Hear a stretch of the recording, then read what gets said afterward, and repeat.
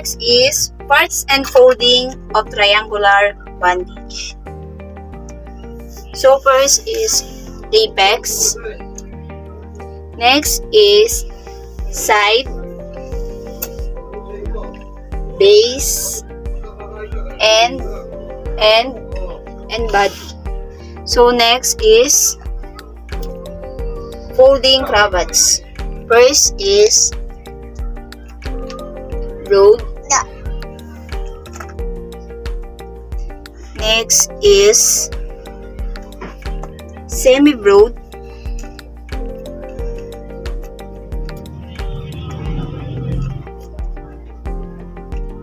And next is narrow.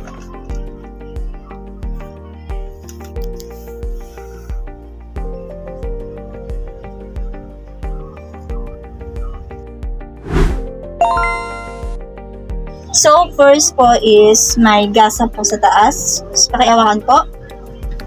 Then, kukuha tayo ng triangular bandigi. Tapos, tutupi po tayo ng 2 or 3. 1, 2, 3. Tapos, paalis po. Ay, mali pala. Yung nakatupi po na to, dapat ihaharap po natin siya sa atin. Yan, ganyan po. Tapos, iharap po, tapos patanggal po yun. Then, yan. Bilid ka po. Tapos, itatali po natin siya ng isang beses. Pero, hindi pa po dun yung pinakatali. Yan. Tapos, harap ka po.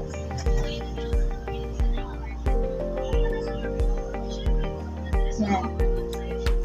Tapos, tatali po natin siya dito ng 2 beses. Make sure po na maigpit.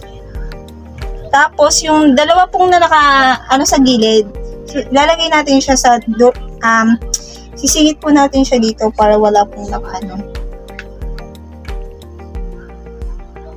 Ayan. Then, may nakatira po ditong tela, which is yan. So, babatakin po natin siya hanggang sa umigpit. Yung nasa taas po. Then,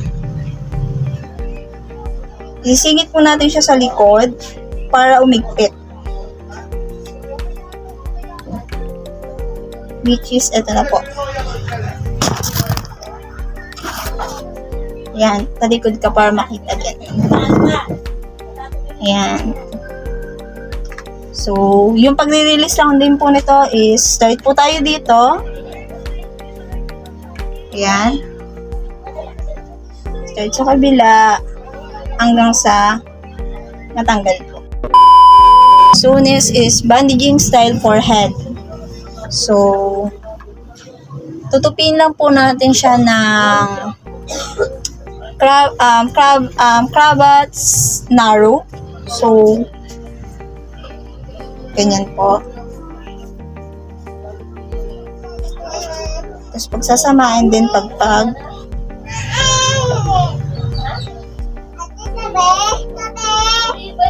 Isa pa po. So, kung gusto niyo pa pong another one, pwede pa. Yan, ganyan.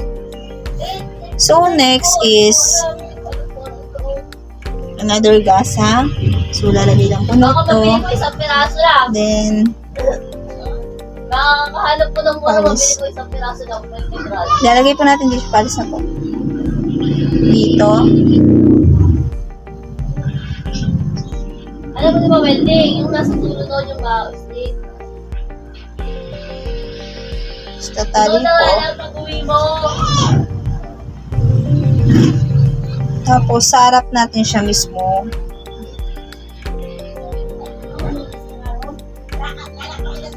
Dalawang tali po. Yan.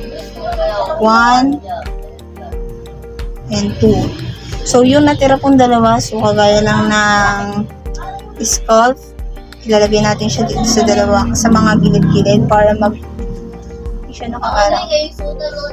So, ganyan. Ganyan po yung forehead. Nilalaro mo na to, Lele. Yan, ganyan po.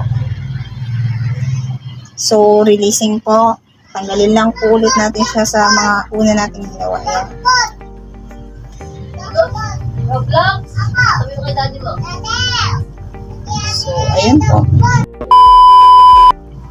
Ear, cheek, or jaw. So, gagamit tayo ng folding na narrow.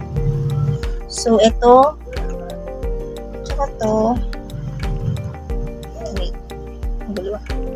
Yan. Tapos, isa pa, then pagpag. Yan, ito ang gagamitin natin sa kanya. So, first is gasa. Oh.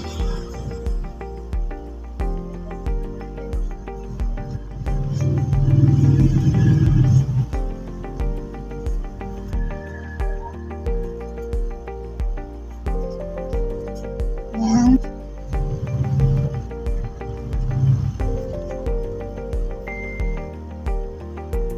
Then, iikot po natin siya dito.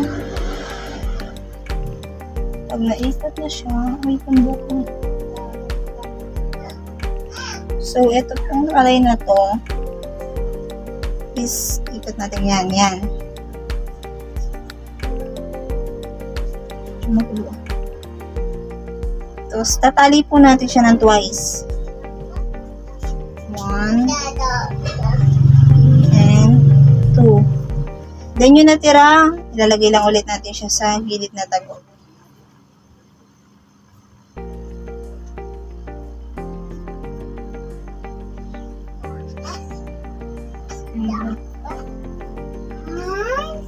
So, ganyan po siya. Ikot ka para makita nito. Yan. Ganyan po yung kabila-kabila. Ganyan po yung itsura na ear, cheek, or jaw. So, releasing po tayo. Tanggalin lang din kung saan tayo nag-end. Tapos, yan.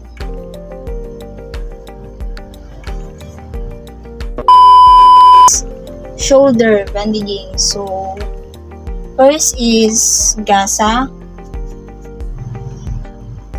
Then, magtutupi tayo ng semi-broad.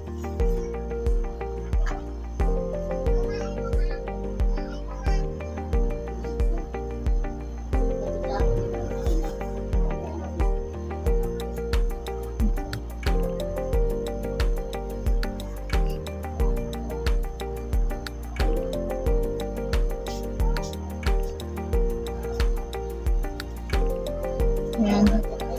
So, first is lalagay natin siya dito. Then, dito. Tapos, iikot natin iikot natin siya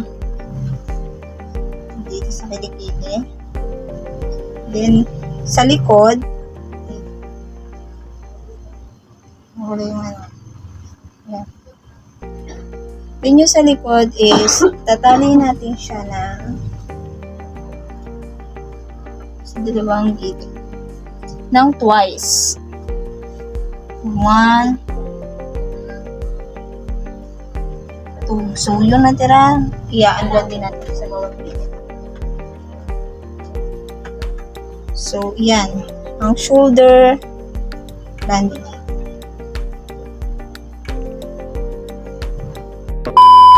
Is arm sling. So, gagamit tayo ng triangular banding. So, papasok natin dito pag hindi tayo ng pasyente. Then, titiklop lang tayo dito ng 1, 2, 3, 4 para yung kamay kami. Yan. Ay, hindi, ganyan mo lang yan. Tapos, then, next is ito. Yan. Tapos, tatali lang natin siya ng dalawa. Dapat may dugo. 1, 2. Tapos, yung dito is bubul lang natin siya ng may bed. Then, tatali natin siya. So, ganyan yung finish natin. finished product. Ayan yung arm sling. Ay, wait. Hindi siya naka-ano. Basta yung nakatabi-tabi yan. Bay siya yan. Ganyan yung arms sling. So, release na natin siya. 1, 2, ano lang yung ginawa natin. Then, yan. Bandaging chest. So, dito. Tapos, yung apex, yung pinaka-ano. Doon yung kamay. Yan. Yung kabila. Yan. So, gilid ko. So, yung end to end or yung side by side dito is tatali lang natin siya ng twice. 1,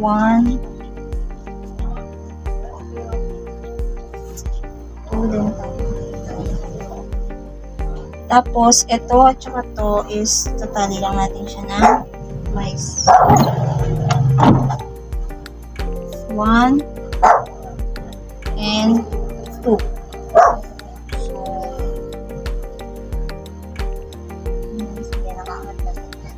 Yan, ganyan. Yan ang chest banding.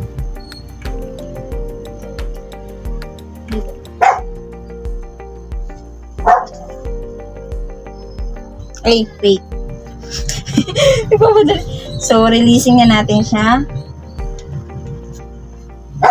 So, ganun lang ulit.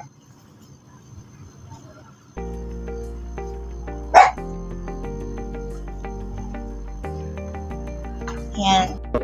Open hand. So, gasa. Then, tutupi tayo na narrow crowd. So, apex to yan.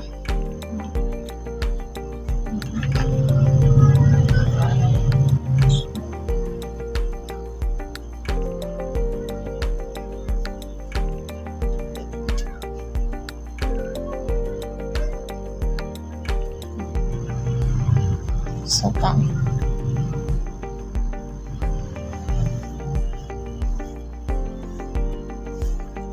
Yan. So, una is, patong natin to. Then, ito at ito. Iikatan natin siya.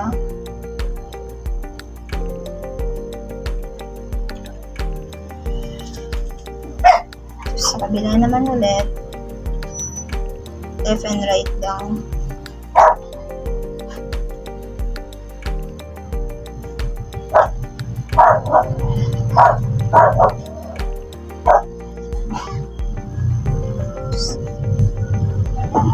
Kabila, then the last.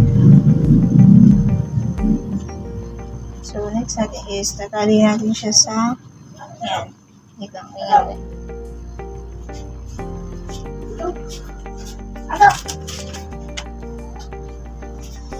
Yan. So, ito yung open arm. Yan. Ganyan. So, releasing natin is tatanggalan lang ulit natin siya.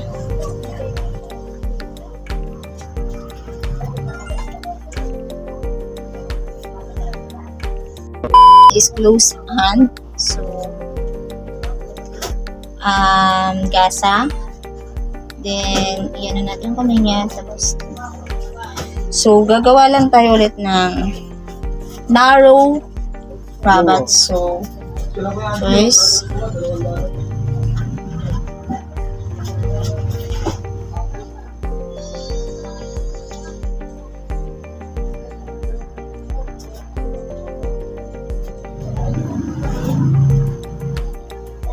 yan. So, first is, lalagyan natin siya dito. Then, open natin yung kamay dito. Tapos, yung kabila ulit. Ganun naman din. Ganun din gagawin.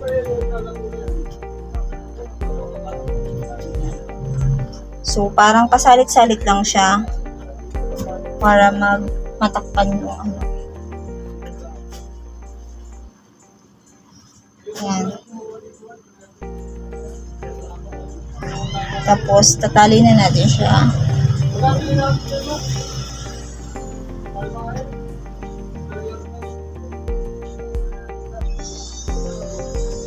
Twice din yung pagtali niya. So, ito yung close hand. Okay mo siya. Yan. Yan. So, next is release na natin siya. Ganun lang ulit.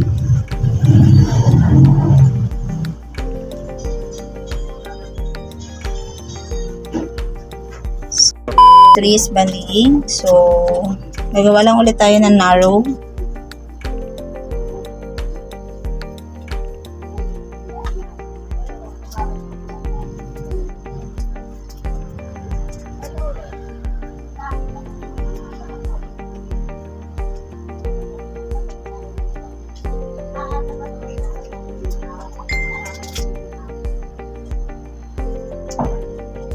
So, ito na yung narrow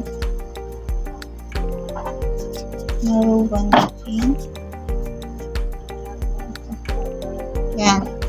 So, una is lalagay natin siya sa ilalim.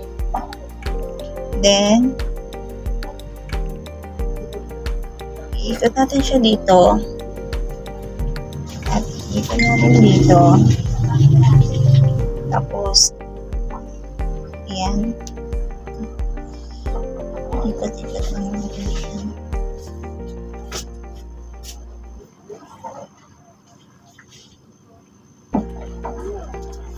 Sa kabilang side naman, hanggang sa mabalutan lang natin to.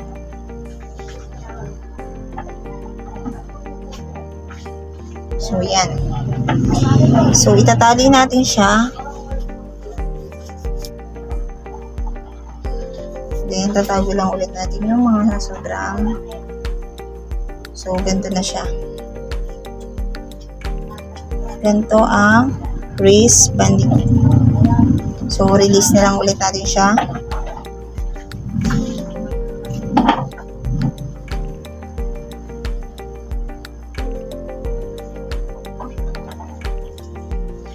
Yan. So, next, ang gagawin natin is spring. So, tutupin lang ulit natin siya sa narrow. Yan.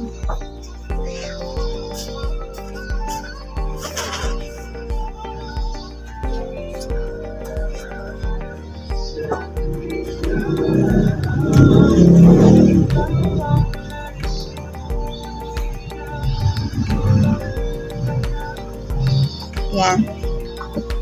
So, first is, ilalagay natin siya dito. Then, i-cross natin siya. Then, cross ulit dito sa pinakadulo dito.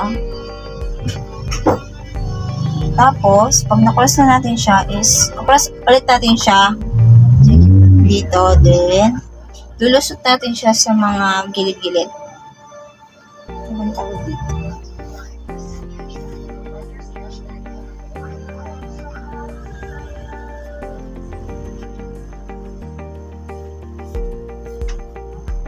Yan. So, tatali na natin siya dito sa pinaka-upper.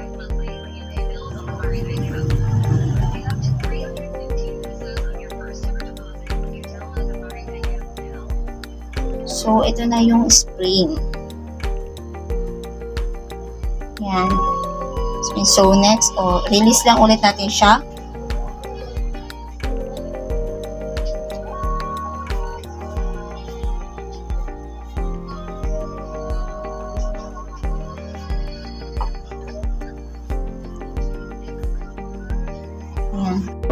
Elastic bandage spring lang naman ang gagawin natin. So, first is ilalagay natin siya dito. Ilalagay natin siya dito. Tapos natin siya sa pinado para hindi siya matanggal. So, ikot lang natin siya.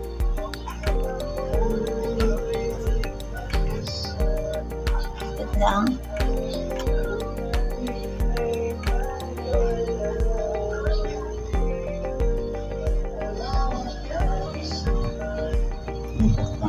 siya on side.